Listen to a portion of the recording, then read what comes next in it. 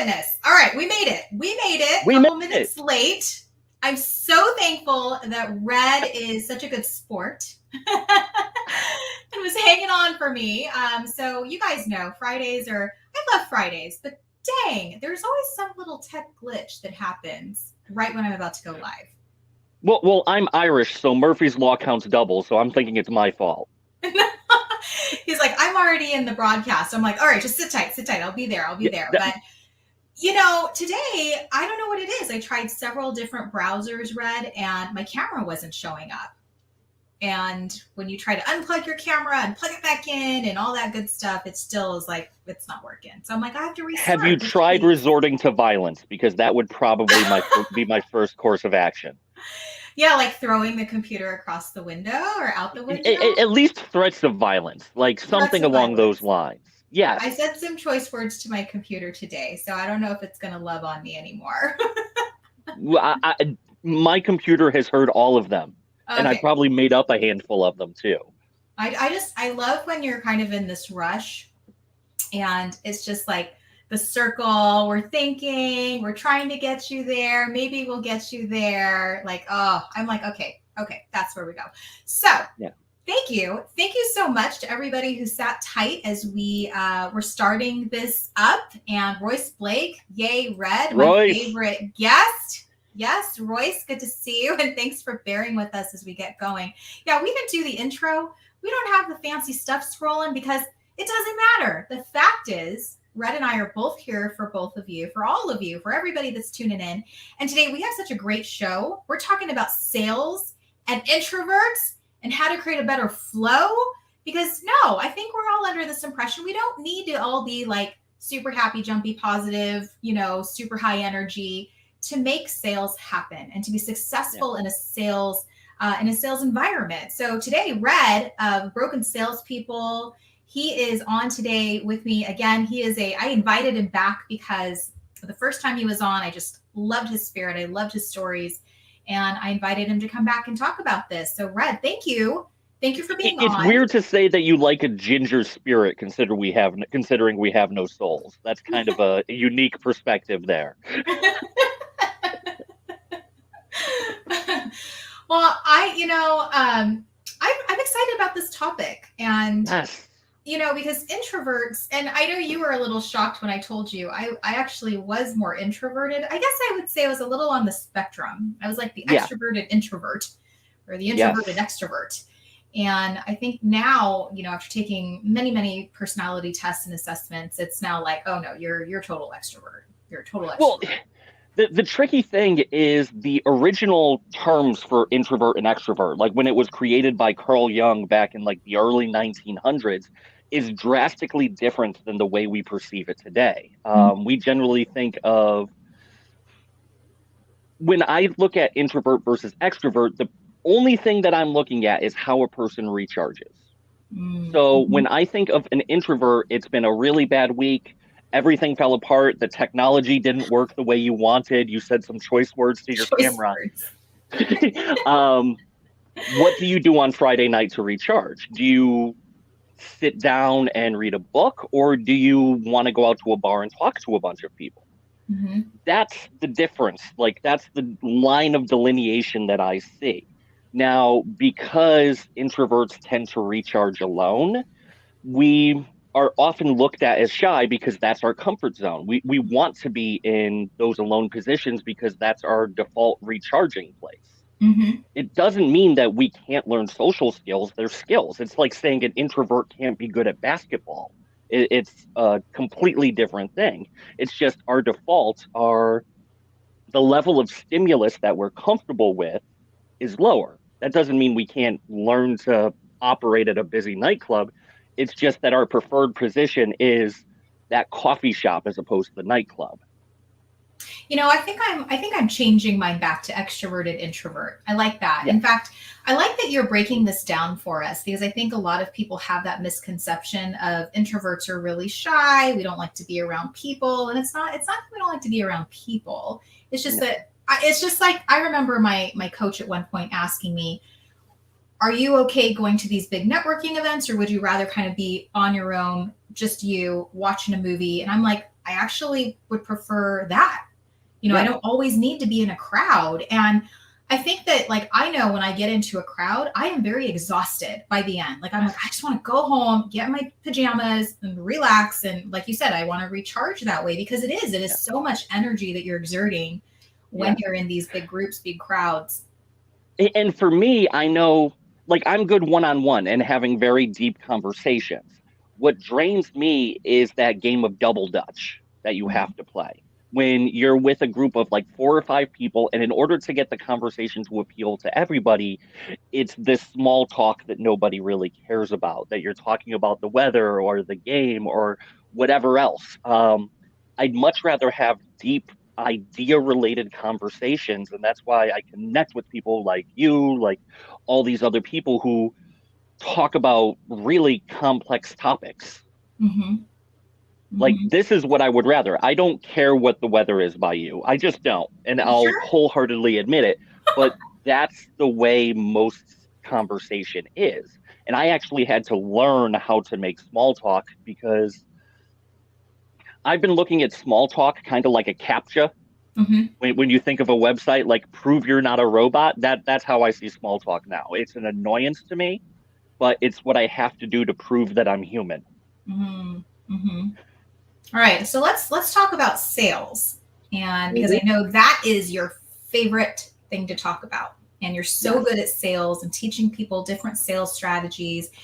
And if you listen to Red and I talk before, I had him on previously, and we talked about toxic behavior in the sales cycle, and you know why people just automatically want to jump to buy my product, buy my service, you're a good fit, without even having a conversation or really getting to know the needs and the pain points of your prospects.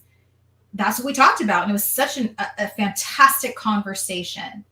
And so I want to hear from you, Red. Like, you know, we were talking about sales and introverts, and I would love to dive more into the sales, you know, just some sales tips and so forth. But how can you make it so that you're in this comfortable conversation with someone? It doesn't feel like small talk. You're actually diving in deeper. You're really starting to uncover the layers and figuring out what that person needs so that you can provide value. Well, and that's exactly why introverts can be better at sales than extroverts, is Mm-hmm. because most introverts have this natural curiosity to dive deeper, to go down these rabbit holes of information, and really want to understand a very complex topic. Um, Most of the introverts I know, and I'm one of them, we go down like those Wikipedia, YouTube rabbit holes where all of a sudden we want to know everything about a specific topic. Like, I've gone through like Norse mythology. There's no reason for me to know Norse mythology. What? I've gone through, like, earlier we were talking about bank personality profiles Yeah. versus DISC versus the Big Five Ocean versus Myers-Briggs. That's another rabbit hole that I've gone down. So to do that same thing, but with a person across from you, and to try Mm-hmm. to figure out the operations issues or whatever it happens to be that aligns with your product, because hopefully you found a product that is interesting enough to dive into. Yeah.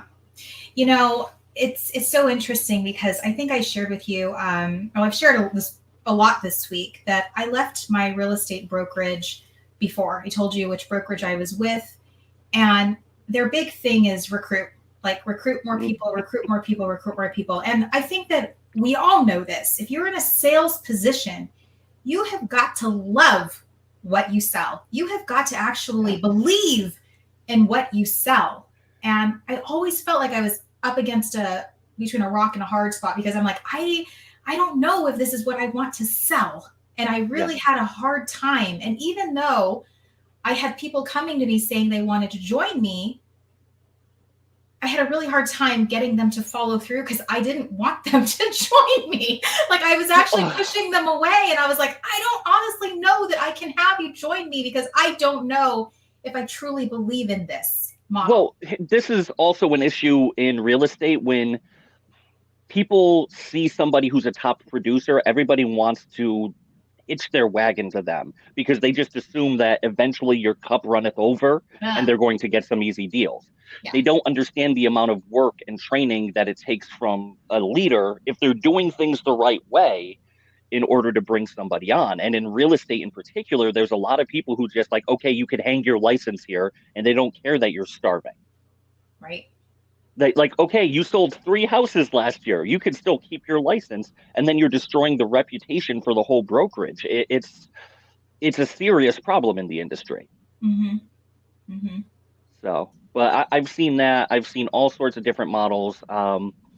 It's just about when it comes to recruiting, it's about finding the right people who fit with you, who you identify with. Who I'm a big fan of Patrick Lencioni. Mm-hmm. If you've read his Ideal Team Player. Humble, hungry, smart. That's who I'm really looking for. I like that. In fact, the brokerage that I moved to, he told me, the owner, he's like, I am not looking for the top producer. I'm looking for the people that you just mentioned, Red. Humble, Yes. hungry, smart, coachable, want to learn, want to expand. That's it. Well, and that's such a big issue in sales in general, too, because generally the top producer has an ego the size of Mount Everest. Mm-hmm. And it's impossible to work around them because they're kind of bulldozing over everybody. And it's just such a negative environment because this person who is such a damaging personality overall is being deified, like they're being worshipped, when in reality, they just happen to have the biggest book of business, or they may not even be the best at sales. They may just outwork everybody. Right. Right. Like, yeah, I want to take a quick second and say hi to everybody joining us on Facebook. Good to see your faces. If you would like to throw a comment in the chat, if you have a question for Red or I, please make sure you ask that. We'll always also watch the replay if your questions come in after. And I know we have another guest joining us off of LinkedIn, Shannon E. yes. Good afternoon to you. Thanks so much. Shannon Epps, how goes it? She was absolutely wonderful to talk to. I actually had a conversation with her a week or 2 ago. Time is just funny to me now. She actually lives by my brother-in-law's down in Maryland. So yeah. Yeah, and then this guy, I know this, Luis Melendez. Hi, Luis is he used to come on to Tisha Talks quite a bit before, and he is AKA Mr. Groovy. That's my little nickname for Mr. Luis here. So Mr. Groovy. That's a good one. Yeah. So thanks so much, Luis, for joining in. How many of you in the comments or who are watching today are involved in sales? You have a sales role. I'd love to know. Put it in the chat. Yes, that's me. I know I am. I'm a business owner, so I'm constantly, in that sales mode. But Red and I have talked about this too, about sales and how sales can be really icky. Like we always think of, it's so icky and I don't want to do it. And I've come to that realization that if you have something you believe in, yes, then you want to help other people, then you're serving them. And just like I was talking about earlier with the brokerage I was at, I was really having a hard time trying to sell it because I'm attracting the people that are very much like me. They have other passions, other interests. Real estate is not their full focus. And I'm very much the same type of person, Red. And so it was really hard for me to say, hang your license here, pay the fees, don't do real estate. We'll get through this together. And so I found a better solution. And as soon as I found that better solution, it was like, yes, we'll go with you. We'll do this. So it just made it a lot simpler, the whole process. So a lot of my brands, a lot of broken salespeople comes from when I was selling something that I wholeheartedly didn't really align with. Yeah. And I won't say wholeheartedly. It was a good product. It was great at what it did. But it just wasn't something I believed in. I was selling security systems. Mm-hmm. Now, as somebody who really loves to research and know details, when I started selling the security systems, I dove into FBI statistics because I wanted to have statistics to throw out. And I saw that at that time, crime was at like a 30-year or 40-year low in terms of like break-ins. Also, I've sold door to door. I found out that 99% of people are extremely nice, extremely caring. Plus, I'm not really worried about somebody breaking in because I look like an extra from Game of Thrones.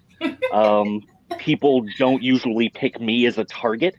So with all of those things, I didn't really believe that people needed security systems, but I had to keep going out there. I kept having to fearmonger, even though in my head I knew that it wasn't the right thing. And I won't say I knew it wasn't the right thing. It just wasn't the right thing for me. It wasn't Right. something I totally believed in.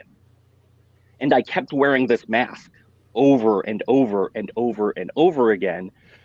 And that price that you pay, that fake it till you make it price, is cumulative. Mm-hmm. I butchered that word. Um, but the Cumulative. longer, yeah, cumulative, yes. But the longer you have to fake it, the bigger the price is once you come crashing back to reality. And Mm-hmm. I had this full-blown panic attack in a parking lot of a factory because I was doing something that didn't align with who I naturally was. I was just, the resonance was off. And that's when I started looking into sales and learning everything all over again. Mm-hmm. So that's where my whole brand, my whole idea comes from, is really specifically from selling something that I didn't align with, being the wrong person, and realizing I had to rebuild everything I knew about sales. Mm-hmm. Oh, that's so good. Yeah, you have to align, or else you just. Yes. I think you go home and you're like, I just need a shower. I feel so. Ugh. Yes. You know. So Yeah. okay. So I want to just give some shout outs here to some comments. Shannon, red is awesome. I agree. I totally agree. He taught me that introverts are great for selling, which I'd never heard before. It was refreshing to hear. And Louise saying, red, in 2 words, regardless of the product, best way to identify common ground with clients. In 2 words, I don't think there are 2 words that I can don't do think that. so either. Like, I Not don't 2 think words. for me, there's lots of different ways to do it. And it's why I'm doing the whole introvert sales course that I'm doing right now, is because of how complex something like that can be. But genuine curiosity, if I had to pick 2 words, actually caring about what they say, actually being interested and wanting to see the way the gears intertwine in your own head, understanding their business as if you have to put it back together yourself. That genuine curiosity, those are the 2 words I would underline out of any. I love that. I think that we can even use that. I Yeah. would even say that to a client. I have this genuine curiosity to know more about what it is that you need and how I can be the best person to serve you. And also admitting when you're not. That's a Oh yeah. whole nother issue. Is I'm perfectly okay with saying, you know what? There are plenty of other people. Like, if you want to learn high pressure sales tactics, don't come to me, go to Grant Cardone. I'm Mm-hmm. perfectly fine with that. That's not the mentality I want to teach, because I see that as a toxic, damaging, like, it damages the reputation of all salespeople, let alone just yourself. Right. Right. Yeah, no, I agree. I don't think that every person is the right fit for you. No. I think that, and I had a Lorenzo Hickey on last week, and we talked about finding your person, interviewing people, Yes. see who you jive with. There are so many people that do what I do, what Red does, Hmm. and I'm sure Royce, like, make Yeah. sure that you have a conversation and see if you align, your visions align, you're on the same page. It doesn't feel like a forced conversation. Like, really do your due diligence. Yeah. I remember when I was looking for a coach, Red, and there was, Mhm. I felt like Goldilocks. Goldilocks and the 3 bears. I actually compared it to that. I'm like, I am Goldilocks in the situation, and I'm trying to find the right fit. Yeah. And I remember there was one coach that I interviewed who was, you could tell she was all about the money. She's like, I make this much. I'm like, I could buy a car with that kind of money. Yeah. That was her MO. She's like, I'm that good. I'm like, great. Awesome. The second coach was all about the sugarcoat. You are so amazing. You are just No. awesome the way you are. And I was like, No. I am broken, woman. Like, do you not hear Like, you're giving me diabetes now. I don't want that. Stop shoving more chocolate down my throat. I don't need it. Yeah. I No, I do not. I'm already rotund enough as it is. so I was like, quickly nix that. The right one was the person who came to me with tissues every single time because she knew I was just in a broken place. And she helped guide me, and she gave me tough love, and she gave me, here's the solution I have for you, whether you like it or not. We're going to get through it. Like, that is the person you want that can really be honest with you. Well, and that's why I am such a big proponent of taking the time and really going in depth with an ideal customer profile if you're a business owner. Yeah. And I don't mean this like, okay, they're a 35 to 40-year-old female. Like, I want you to have a name. I want you to know what movies you like. I want you to treat them like your invisible best friend when you were 4 years old. I want you to know every detail about them so that when you're posting content, when you're talking to them, when you're getting dressed, you're thinking about how you align with that person. Yeah. Look at me. I don't appeal to the suit and tie crowd, and I am perfectly okay with that because I don't want the suit and tie crowd. I don't want the people who put on their costume and dress up like a politician every day. Mm-hmm. I want the people who are willing to get their hands dirty. Mm-hmm. Yeah, I picked up a new client. I actually have a session with them later today. And I don't know if you saw this post a while back, Red, but I am the girl that I don't mind wearing a dress, but I love my Converse because I like to be comfortable. Yes. So I always, I was emceeing the American Marketing Association Awards back in May, and I just refuse to wear heels, especially if I am presenting on a stage or I'm there for an hour. I'm like, who the heck needs sore feet? And so I bought these Wonder Woman Chinese Converse. They came from China. Yeah. And I sported those, and I picked up a client that night because he's like, oh my gosh, coolest shoes. Can we dive into a conversation? I kind of feel like I know the kind of girl you are. And I'm like, yes, we can. I actually remember those shoes. Yeah. Like, I remember that post. Like, I do, like, surprisingly, like, given the fact that I have a 2-year-old and I was up until 4:30 in the morning last night editing and recording videos, yes, it does show up in my brain. Yeah. Good branding. Yes. But again, those are the things that set you apart. It's those little idiosyncrasies. Like, now I'm recording it with this backdrop because this is where I have my Ethernet connection. But most of the videos that I do, and Shannon could attest to this, I'm in a chair in my basement, and you can see like the Link's Master Sword from Legend of Zelda and his shield, and you can see the lightsaber right here. Like, that's most of my content is in a basement with like a little plastic Chewbacca right over my shoulder. Yeah.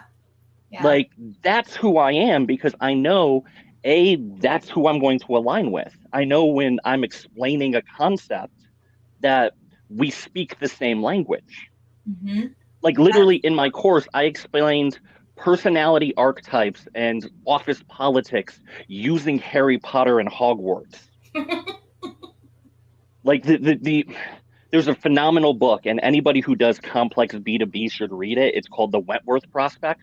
It's actually a fiction book that goes through everything you need to know for executing complex B2B deals.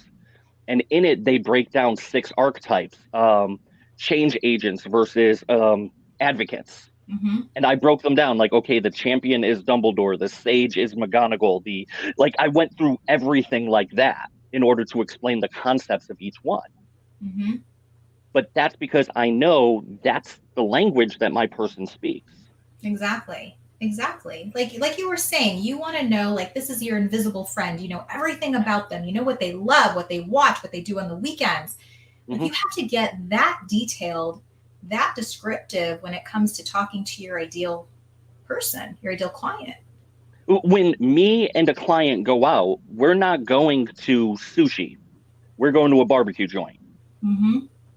And I know that. I know the restaurants in my area I would take my ideal clients to. That's how in depth that I've gone with my customer avatar.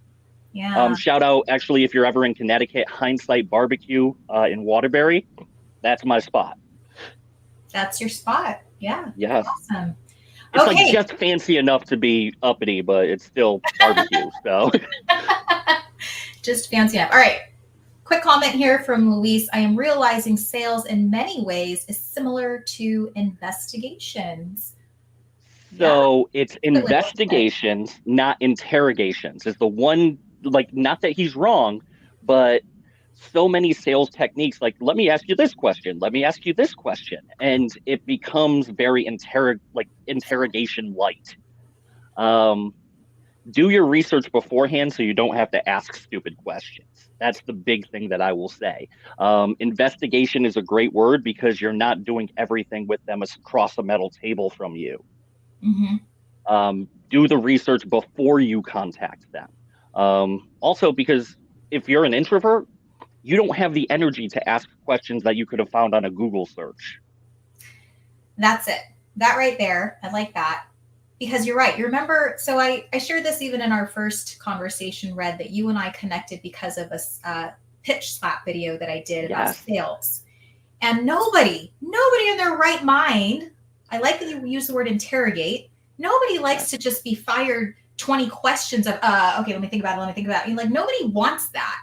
No. Like, this should be a conversation. And the more you do your research about the company, the better questions you can ask them to dive in deeper and figure out, where can I serve? How can I serve? How can I help you? So I recently came across, like, it's an old study. It was actually from 1950s. Well, 1950 even, and it's one of my favorite ones in terms of creating a new approach for sales. Mm-hmm. So they studied military families in a housing complex at MIT. And what they found is that most relationships, most close friendships that happened in this complex happened on the same floor, not even like between floors, even though they're in the same building. Mm-hmm. And when they did happen, it generally happened with somebody who lived close to the stairwell. So the biggest determining factor towards a close friendship is actually proximity as opposed to anything else. So for me as an introvert, I now know that I have to put myself in an area where they see me in the metaphysical hallways on a regular basis. Mm-hmm. That's why I use social media, Mm-hmm. because I can cold call, I could pitch slap, or I can do one or two comments on their post a week. They know who I am. They see that I liked their post. That's just like passing each other in the hallway. Yeah, it is. So It very much is. that's my whole mentality now with sales is I don't have the interest to make small talk anymore. I don't have the interest to make cold calls. I'm going to pass in the hallway, and then once I see that I can help with something, now I'm there. Mm-hmm. Yeah, no, that's good too. Yeah, Um, absolutely, Luis, 100%. And that's why I wanted to clarify between the two. Investigation is 100% the right word. yeah, versus interrogation. All right, now we have another comment coming in from Royce. All humans love to talk about themselves. Let them. You'll be the most interesting person they've met. Yes. Mm-hmm. So another book that I'm going, obviously, I read way too much if you haven't picked that up. So Um, September 6th, National Read a Book Day. So you're well ahead of the yes, game, Red. yes. But one of my favorite concepts when it comes to sales, it comes from Donald Miller and building a story brand. Mm-hmm. I am not the hero of my story. My customer is. The person that I'm helping is the hero. My job is to give them what they need to accomplish amazing things. And the more that I look at it from that angle, where I'm not Luke Skywalker, I'm Obi-Wan, and it's my job to hand them the lightsaber so they can take down the Empire, the easier the conversation is. It completely removes ego and it lets them talk about themselves. And that's how I try to do all of my posts, all of my marketing, my website. It's not about me, it's about what change, what tool I can give you.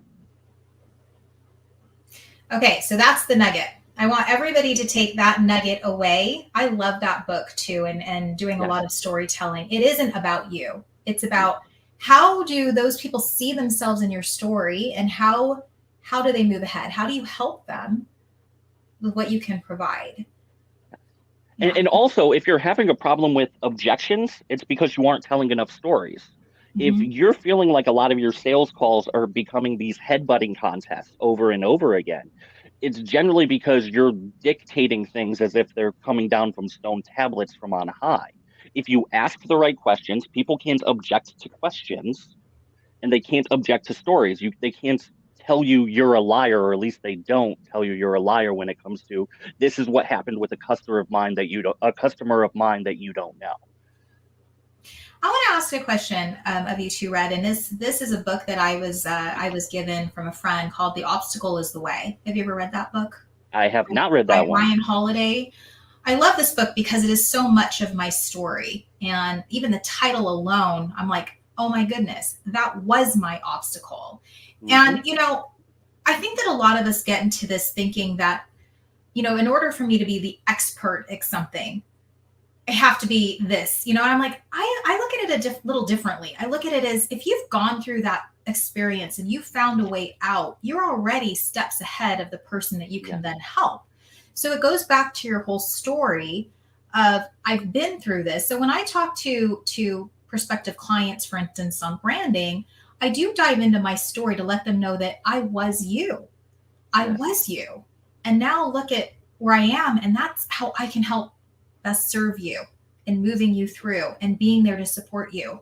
So I'd love to know just on your thought on that. A lot of us, I think, perhaps what we're doing now in a business or so forth is because we were there at one point and now we've kind of mastered that and now want to help the next person, like a pay it forward campaign. So I'm going to mention a couple of books here. I got this story from one of Russell Brunson's books, one of his secrets books. I believe it's Expert Secrets, but I could be wrong there because I read all three. Do you remember the movie Catch Me If You Can and the book that was associated with it with Frank Abagnale? Yeah, right. Well, one of the parts that didn't make the movie that was from the book is he actually taught a sociology class, a college sociology class for a semester. Mm-hmm. And when the FBI agents were interrogating him, how did you do this? How were you able to teach this sociology class? And he said, that was actually one of the easiest. I just had to be a chapter ahead of all of my students. Mm-hmm. That's all you have to do to be an expert is to be that chapter ahead, to be that few steps ahead, and you can lead people where you need to. You don't need to be the absolute end-all, be-all expert. You're still working that direction. But that doesn't mean there's not a whole bunch of people who are 3 or 4 or 5 steps behind you that you can make a major difference in their life with.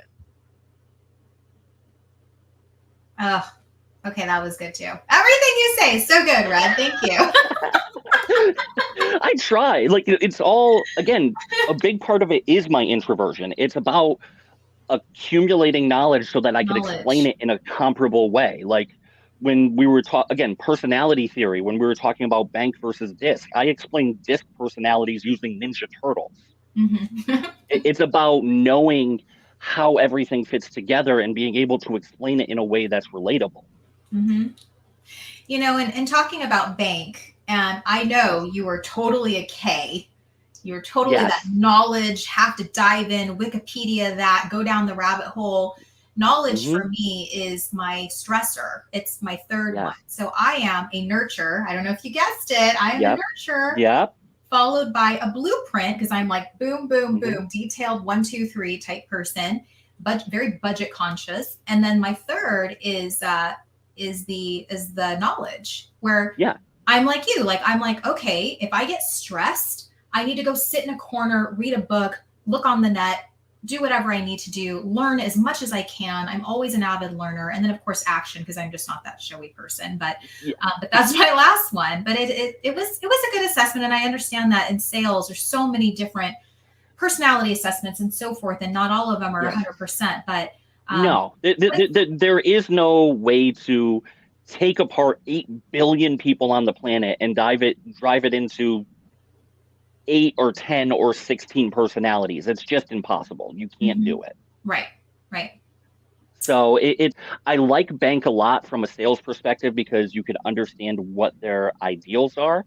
The one flaw that I have with it is it feels less scientific than the other. Now, sometimes that's good, sometimes it's bad, but I just generally move towards disc, and I see that can do a lot of the same things. Use what works. Figure out, no matter what, you can identify what's important to your clients and talk to that point. Exactly. And then you could do it with any of them. You could do it with Myers-Briggs. You could do it with Big Five, Ocean. I know Vanessa Van Edwards is big on that one. They're all good. It's a matter of what language you're comfortable with. what language you're comfortable with, and you touched on something too. Understand the person you're talking to. We're not all the same people. And that was the one thing that I took away just from some sales training is the presentation you give to one person is not the same that you're going to give to the next person. No. So don't whip out your PowerPoint, because some people like you, Red, I would assume that you love the facts, the stats, the, you know, testimonials, all these things. For someone who is, and I'm using bank, of course, but action, they're going to be like, I don't care. Tell me what it can do for me. How much money is it going to make me? Like, they're more involved with that idea. So as much as I love the knowledge, I know that's not what most people like. You have to understand what that person is going through, and you have to build it with them in mind rather than with me in mind. Yep. Feature, advantage, benefit doesn't sell things. Nobody wants to sit through and your 20-page PowerPoint presentation. Nobody does.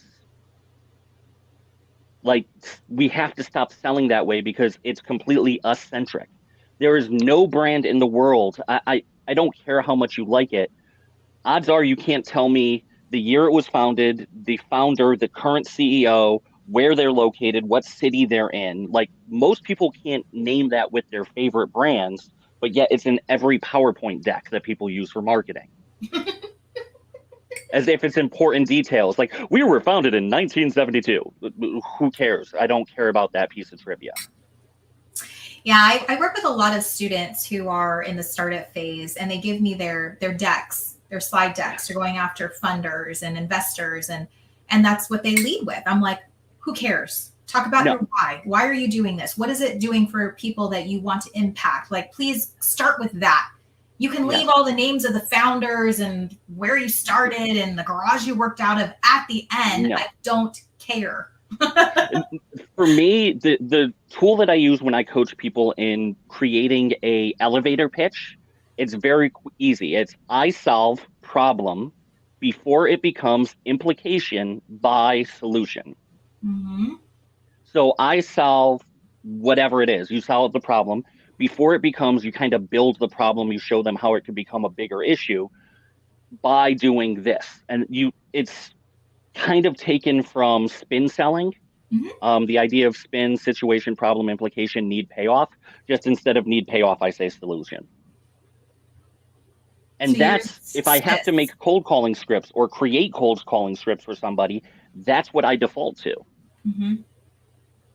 Yeah, no, that's a great formula too, and we'll add that to the chat. All right, Royce, I know he put in a comment here to a fourth grader. A fifth grader is an expert. If you've been through 100%. it, you are the expert. You have knowledge that you can teach other people. We don't have to just keep waiting. Oh, well, 20 years later, I'll be the expert. Nah, you are already there. You already know what you're talking about. Yeah. And that's the whole, like, imposter syndrome has started to become like a fluff topic that so many people talk about now. But the truth is, everybody has some level of expertise. It's just about finding what you can speak confidently in. Even if you aren't the biggest expert in the world, you don't need to write 22 books.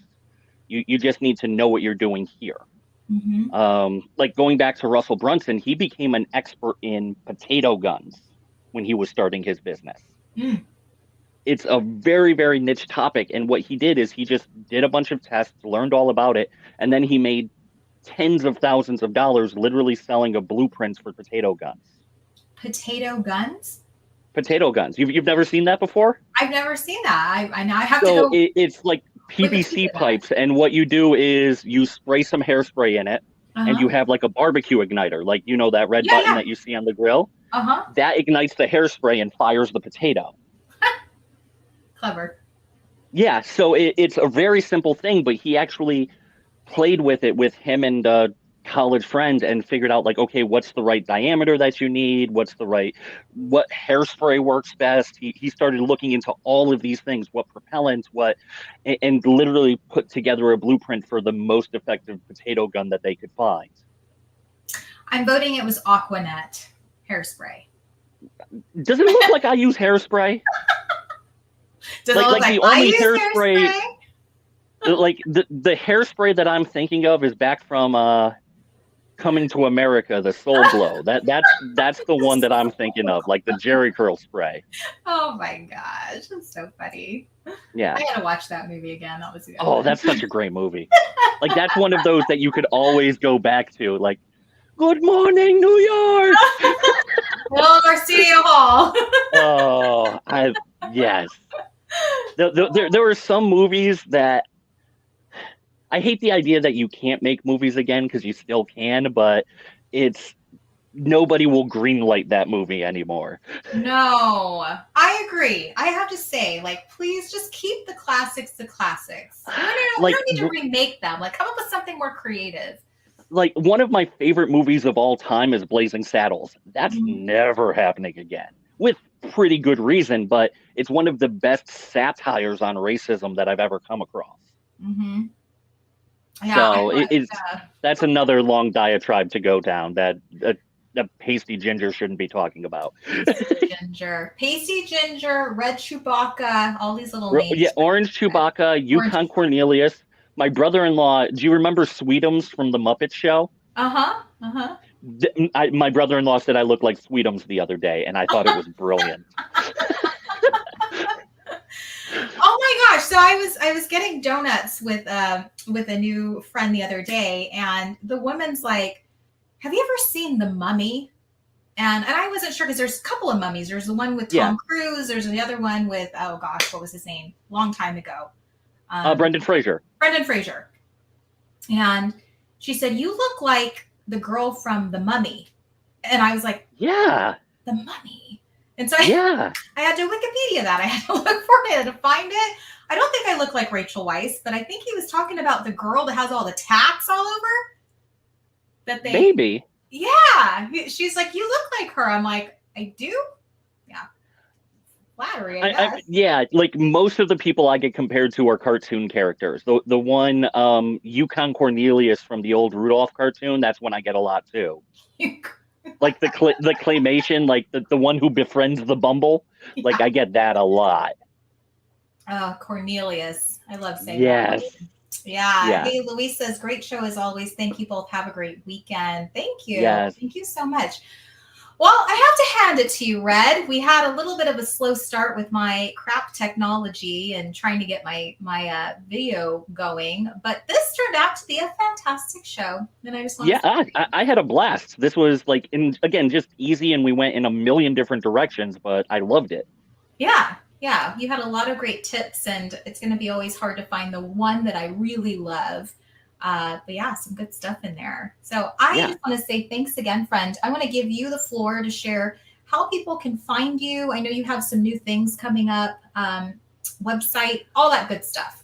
So, I mean, the easiest place to find me is on LinkedIn. That's Red Strafstrom, but I'm also on all the major platforms. You look for broken salespeople, you could probably find me.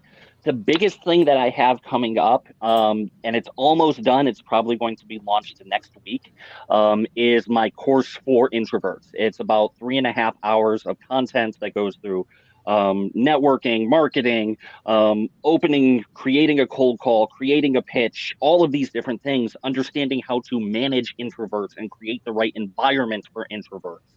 All of these different things, tons of videos that I make fun of myself a lot in, like through the editing process.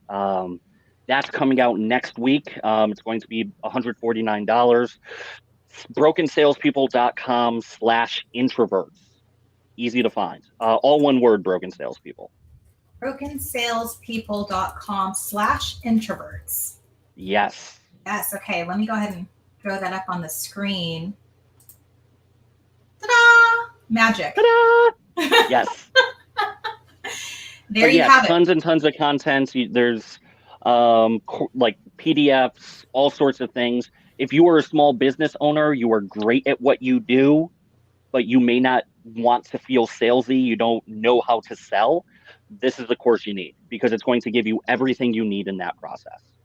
Oh, I'm sending my clients to you, Red. Actually, that's what I'm here for. To you.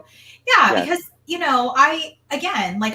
I've talked to so many people who were in some sales trainings, and what did we talk about earlier? Jive with the person that's teaching you. If you don't jive with the person that's teaching you, it's going to be like we're just, we're not getting along. I don't really see eye to eye with you. So I'm going to highly recommend Red. I think he is amazing and can teach you so many different ways. And I don't believe that we all have to do the same thing. Like if I love No. cold calling, stick with cold calling. If I like door knocking, I'll stick with door knocking. But there are so many other ways that you can create that sales environment and be in your own vibe, you know, like you can do it and it doesn't feel weird. And then that's the whole benefit of, and that's the way that I wanted to build this course, is there's lots of different ways to sell, but I wanted to give the ones that are going to be most effective for introverts. If cold calling isn't scalable for you and it just drains you at the end of the day, let's try social selling. Let's try more detailed networking. And I don't mean like go to the bar and talk to a bunch of different people. Let's have very detailed, very strong network connections like me and you. Mm-hmm. Like you don't need 900 people in your network. You need 50 people who really trust and believe in you. And that's much more manageable than talk to everybody, send everybody a pitch slap. It's not like that. Yeah, exactly. Good stuff. Well, thank you so much, Red, for being on Tisha Talks Live at 10:45. I want to thank everybody who was tuning into this live. We still have some people who have been on with us on Facebook since the very start. So that's always good to see. And of course, everybody on LinkedIn. And just thanks so much. You hung in there with us. And I mean, seriously, we could talk for hours and hours and just dive into all sorts of topics. Yeah. So I'm going to extend an invite for you to come back. You tell me when I'm on, even if like somebody cancels last minute, just as long as I can talk, I'm free, I'm here. Yeah, perfect. All right. Well, thank you so much. I'm taking a break next week because I am part of the Go Giver community. Bob Berg has been one of my guests. He is the co-author of the Go Giver series. So every third Friday, taking the week off, but we'll be back. And I just want to say, I appreciate all of you. Thank you so much for being a part of Tisha Talks Live. And we will catch you back. I'd love to hear if you would jot us down in the comments. What was your big takeaway from today's topic with Red on introverts and sales? And we'll just keep the conversation flowing. How about that? Absolutely. That's what I'm here for. All right. Okay. Well, thanks, everybody. Have a great Friday and a happy weekend. And we'll see you back next time.